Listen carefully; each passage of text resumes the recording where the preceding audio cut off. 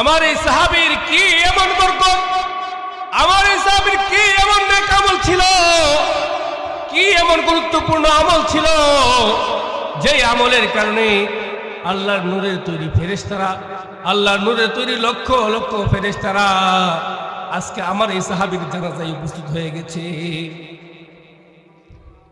ও ভাই জিবরাইল, আমার এই সাহাবীর জানাজায় কয়জন ফেরেশতা আসছে?